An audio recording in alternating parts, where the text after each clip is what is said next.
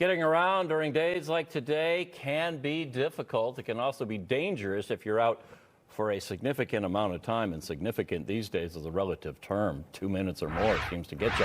Joining us to talk about that and other health topics of the week, Dr. Jeff Pothof, UW Health Chief Quality Officer. Let's talk about the cold. We can't say it enough. You can't be out there long. No, you have to have some planning ahead of time. Make sure that you're not exposed, especially those, feet, toes, fingers, nose, ears. And if you're not able to get them covered, if you start noticing them go numb, tingly, that's your early warning sign that it's been too long. You got to get back inside before worse things happen related to, say, frostbite. I saw some diehards running today, not far from where I live. And I mean, I salute their dedication, but what can that do to the lungs on a day like today? Lots of times those folks that are running on a day like today, they're probably conditioned for it, so they can actually get away with it. Running like that keeps your body temperature up. You reduce the risk of frostbite. But I wouldn't suggest someone who hasn't really been picking up running, going out and doing something like that. It can cause a little reactive airway disease in the lungs, make it a little bit harder to breathe.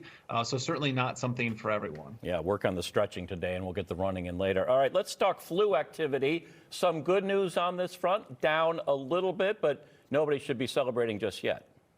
Yeah, no, you're right. Both here in Wisconsin and across the nation, we saw a slight decrease in flu activity last week.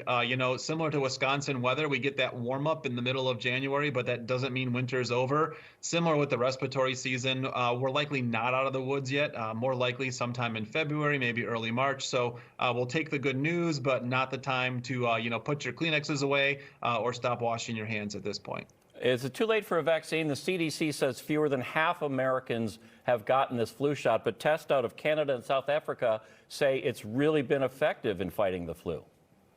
Yeah, the flu shot this year is a good match. There's this influenza A strain that's floating around. The flu vaccine is a really good match for it. Never too late to get it. The benefit of that vaccine is if the vaccine builds some immunity, takes about 14 days, before you get the flu, you get much less sick from the flu if you come down with it, which is certainly a blessing. I'd rather have an inconvenience than be sitting in my bed for 5 or 6 days. I want to bring up another topic in the news, and that's the use of ibogaine. I hope I'm saying that right. It is a psychedelic used to treat traumatic brain injuries in veterans. However, there's a catch because our government doesn't recognize it. These veterans are having to go to Mexico for treatment. What do you make of that? Yeah, so we've seen the use of psychedelics in treating things, like traumatic brain injury. This ibogaine study is interesting. It's a small group of people. Like you mentioned, they went to Mexico to get this done because this medication's considered, a class 1 drug here in the United States.